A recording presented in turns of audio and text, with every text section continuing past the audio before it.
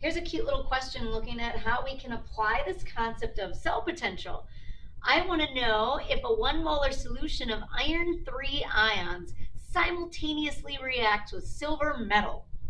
Eventually, I want to write a balanced cell half reaction and calculate the cell potential, the E cell. Now, we're going to tweak this a little bit to make it a little bit more applicable to what you would see on the current AP exam, which means that we're not going to see the word spontaneous. Instead, they're going to say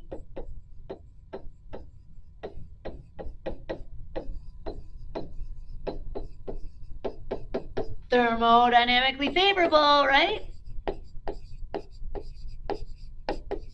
We don't use the term spontaneous anymore. We say thermodynamically favorable. We can apply that concept to any reaction. It doesn't have to just be used in thermochemistry. Thermodynamically favorable just means that the reaction is likely to proceed and make products under the given conditions. So I basically just want to know, like, is this reaction going to occur?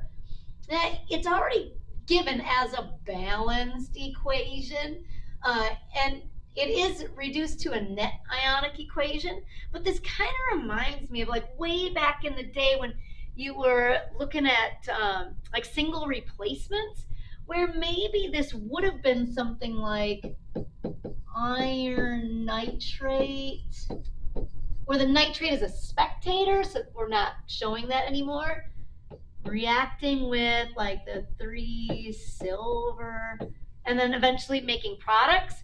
Where, do you remember in first year, Ken, there was this chart called the reactivity series, and you had to check your single replacement reactions to see if the single element was more reactive than the one it was going to replace, and it helped you to predict whether or not a single replacement would even occur. And we kind of said that, yeah, we don't use that anymore in AP chemistry. There's a much more sophisticated way of predicting whether a reaction will occur. And it's kind of the same concept, though. Like, I want to know, will silver metal react with iron? And eventually, like, will I form silver ions and solid iron? Like, will this reaction occur? Can I put a piece of silver metal in a solution of iron nitrate and have a single replacement occur? All right, well, let's split this into the half reactions. And I get that it's already balanced, but let's just pretend that these weren't there. Let's pretend that they gave me the unbalanced reaction. And they said, like, look at the half reactions and balance the half reactions, or write the overall balanced equation. Then we'd say, all right, I got this. So we want to kind of figure out what's oxidized and what's reduced. And obviously this iron plus 3 is going to turn into neutral iron. The silver metal will turn into silver plus 1 ions. And so I can kind of start by writing these as half reactions. So 1/2 will be the iron plus 3, or 3 plus, forming iron solid. But I have to put the electron transfer in. And we want to see whether this is the oxidation half or the reduction half. So we can write the electrons in as part of the balanced equation. All right, so if iron plus 3 is forming neutral iron, I say, well, where's the electron transfer? Well, in order for a plus 3 ion to turn into a neutral atom, we got to gain 3 electrons, right? Oxidation involves losing electrons and reduction involves gaining. So this must be my reduction half reaction. Then I kind of do the same thing with the silver. So neutral silver turns into silver plus 1. All right, so where's the electron going? Okay, well, if a neutral atom of silver is going to form a silver plus 1 ion, like a positive ion, means that we lost an electron. So we must have lost 1 electron.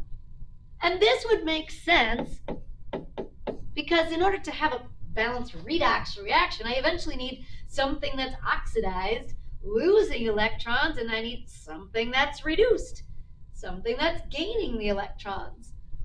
However, we did say that the electron transfer needs to be the same.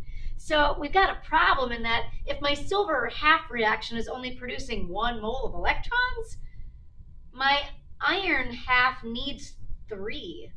So right now my electron transfer is not balanced. But we say, hey, no worries. We'll just multiply this all by 3. And then I should be able to add it all up. Like if I put a little 3 and a 3 and a 3 in there, I for sure should be able to cancel my electrons. I would have 3 moles of electrons produced and 3 moles of electrons consumed. It doesn't matter in what order you write these half reactions. We're going to add it all up anyways. So now my balanced reaction should be in any order. Yeah, it's the iron plus 3 reacting with the 3 silver atoms to form solid iron and 3 silver ions. So if they wouldn't have given me the equation balanced, I can balance it by splitting the half reactions. And the trick is, like, if they would have given you that equation as is, without like the 3 in front of the silver and the silver plus 1 ion, you might look at that and say, well, I don't know, it's probably balanced already. There's 1 iron on each side, there's 1 silver on each side, looks good to go. But what we're not seeing when we look at just the overall equation is the electron transfer. That when we split apart a redox reaction into the 2 halves, the oxidation half and the reduction half, then we see the electron transfer. And we know then that we have to transfer the same number of electrons. So the best way of balancing these redox reactions is to balance them separately as half reactions. Get the electron transfer balanced the same on both sides. Cancel your electrons then, and then add it all up. But what's tricky is that, yeah, if you just saw this, I don't know, it looks like there's like 1 iron on each side, 1 silver on each side, and you might say that it's balanced as is. Well, kind of, like the atoms are kind of balanced, but the electron transfer is not. And again, we don't see that until we split the 2 half reactions. So often they'll say, like, balance this using the half reaction method. And so then we want to split apart the 2 elements, you know, the oxidized half and the reduction half. And the point is that we want to see the electron transfer. And often we'll have to multiply 1 or maybe both of the half reactions so that I get the same number of electrons transferred. All right, so now let's calculate the cell potential. And so to do that, we're going to use reduction potentials. Reduction potentials are constants. Now on the AP test, you'll just be given these numbers right in the problem. Here I have to kind of dig them off the chart that's at the back of my study guide. So for example, I want the reduction potential for that first reaction, the iron half reaction. So I'm going to look it up. Plus 3 going to neutral iron. So I got to look it up on this big chart at the back of my study guide, but I won't have to do that on the AP test.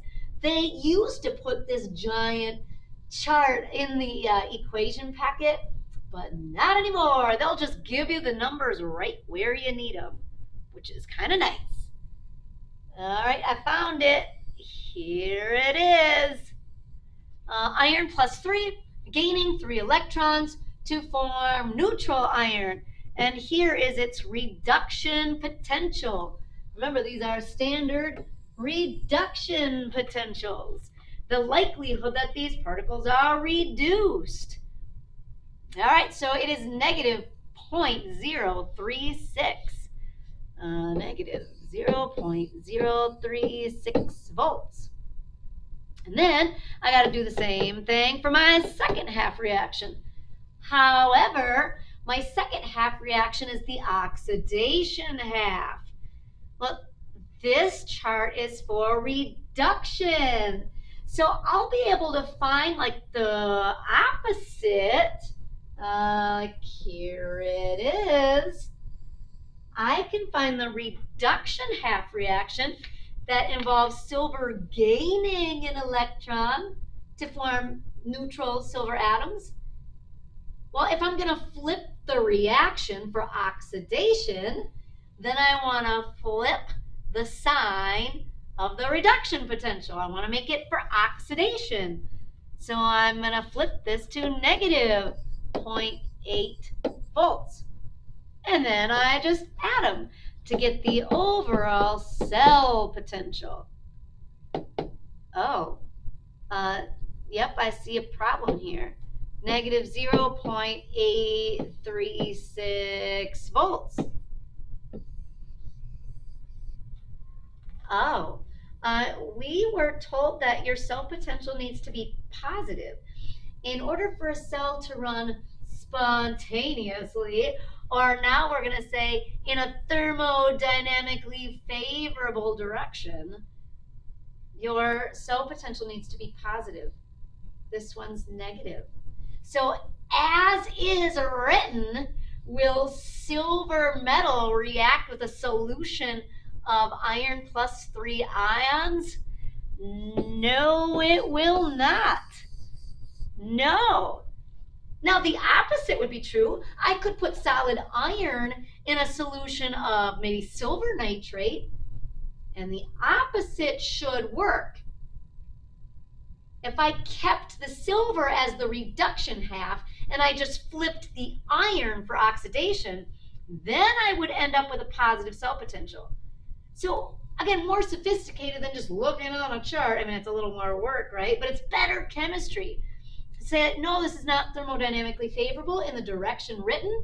And if they ask you to justify your answer, we're going to calculate the cell potential. It'd be a great free response that they could ask, hey, is this reaction thermodynamically favorable? Justify your answer with a calculation. And we'd calculate the cell potential. If the cell potential is positive, then it is favorable as written. In this case, the cell potential is negative. This is not favorable and it will not proceed.